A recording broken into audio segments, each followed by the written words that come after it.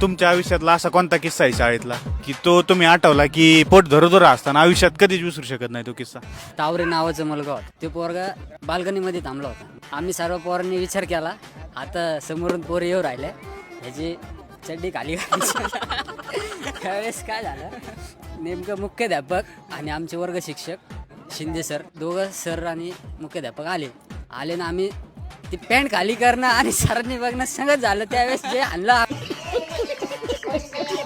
आमचे एक सर होते, आम्ही त्यांच्या ऍक्टिंग करायचो. त्यांची मिमिक्री करायची मॅडम, एकदा करून दाखवता थोडी. वर्गात येताना नाही का असं तिकडूनच एंट्री करून आपलाच आहे ना तास, त्यांना माहित होतं की त्यांचा तास, तरी पण ते विचारायचे आपलाच आहे ना तास, आपलाच आहे ना तास. एवढं बोर व्हायचं ना की बस. वर्गातले एक पोरग होतं, ते आता पाठीमागच्या बेंचवर बसायचं नाही का.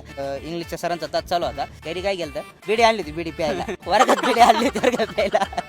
त्या पाठीमागून धूर निघायचा. आता सर म्हणले, अरे पाठीमागून धूर कसं निघतो पाठीमागच्या बेंचवर नाही का. तो बेंचच्या खाली बसून ते बिडी वाढायचा नाही का. ते आले सर, त्यांनी ती बिडी उजवली, पण त्याचा तो धूर कसला जातो. मग तेव्हा ते सरांना कळलं की त्याच्या पायाखाली ती बिडी अर्धी तुटलेली बिडी दिसली. असा आणलं होता त्या सरांनी.